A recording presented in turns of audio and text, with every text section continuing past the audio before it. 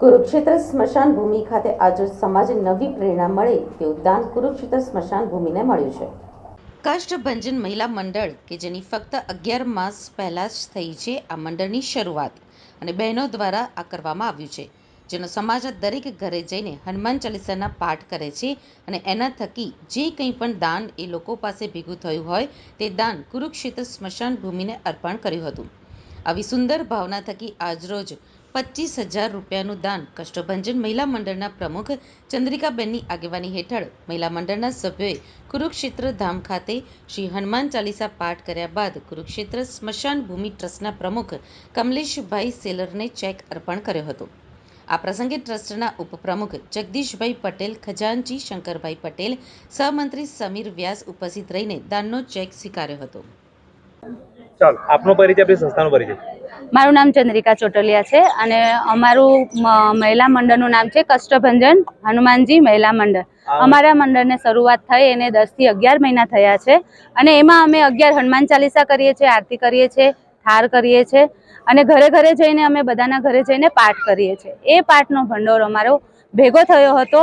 એમાંથી અમને એવું લાગ્યું કે અમારે પહેલો જ અમારે કોઈ દાન કરવું છે તો અમે એ સ્થળ અમે વિચાર્યું કે અમે સ્મશાન ભૂમિમાં કરીએ, તો અમે કુરુક્ષેત્ર સ્મશાન ભૂમિમાં એ દાન કરવા આવ્યા છે અને જે ભંડોળ ભેગો થયો હતો એમાંથી અમે અહીંયા દાન લખાવ્યું છે. બેન, કેટલી મહિલાઓ આપણા મંડળમાં જોડાયેલી છે? અમારા મંડળમાં 50 થી 55 મહિલાઓ જોડાયેલી છે. આજે દાન આપ્યા પહેલા બી એક પાઠ કર્યો. હા, કેવું લાગ્યું? અમને એવું લાગ્યું કે અમે પાઠ કરીને જ ભગવાનના જે દાન ભેટ આવી હતી તો અમને એવું લાગ્યું કે આજે અમે પહેલું દાન કરીએ છીએ તો એ બી અમે પાઠની શરૂઆતથી જ કરીએ. એટલે અમે પહેલા અહીંયા હનુમાન ચાલીસાનો પાઠ કર્યો અને પછી અમે દાન કર્યું છે. વાત અત્યાર સુધી લોકોના ઘરે જેટલા બી એને આમંત્રણ આપ્યું ને તમે ગયા, પણ આજે પહેલી વખત સ્મશાન ભૂમિમાં પાઠ કર્યો, એમાં બાબતે શું? સ્મશાન ભૂમિમાં હનુમાનજીનો એટલે પાઠ કર્યો અમને કે એવું લાગ્યું કે આપણો જન્મ થયો છે એમને જવાનું જ છે, તો એમનું અંતિમ સમય આ જ છે, તો અમે ત્યાં આવ્યા છે તો અમે કમલેશ સેલર, શ્રી કુરુક્ષેત્ર સ્મશાન ભૂમિ જીર્ણોદ્ધાર ટ્રસ્ટના પ્રમુખ ટ્રસ્ટી, મારા સાથે સિનિયર ટ્રસ્ટી શ્રી જગદીશભાઈ, ટ્રસ્ટના ખજાનચી શ્રી શંકરભાઈ, મંત્રી શ્રી સમીરભાઈ.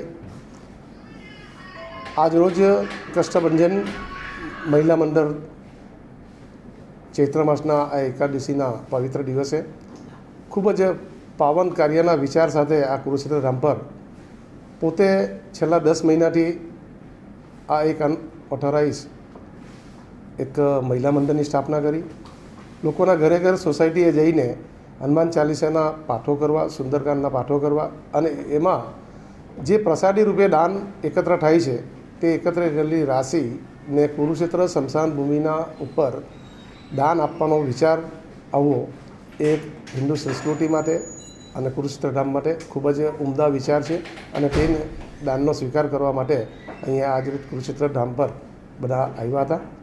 હું આ મહિલા મંડળની તમામ બહેનોને, એમના પરિવારજનોને અને કષ્ટભંજનના વિચારવિદ માટેના જે ગુજર ક્ષત્રિય સમાજના બહેનો છે તેઓને હૃદયથી અભિનંદન પાઠવું છું.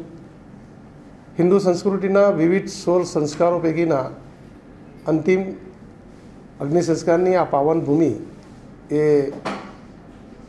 મા તાપીના ખોળે વસેલું આ ધામ વધુ વિકસિત બને એના માટે દાનની રકમો કઈ રીતે મદદરૂપ બને તેવા શુભ ભાવ સાથે આ મહિલા મંડળની બહેનોએ જે દાન આપ્યું છે તેનો સદુપયોગ આ કુરુક્ષેત્ર ટ્રસ્ટ પરિવાર કરશે.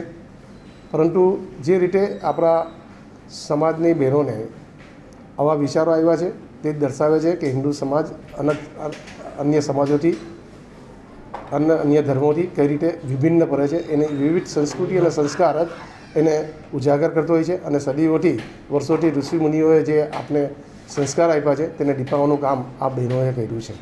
કુરુક્ષેત્ર ટ્રસ્ટ પરિવાર આ પરિવારની તમામ મહિલાઓને ફરીથી અભિનંદન પાઠવે છે અને મા તાપીના આશીર્વચન આ મહિલા મંડળને મળતા રહે એવી શુભેચ્છા બી પાઠવે.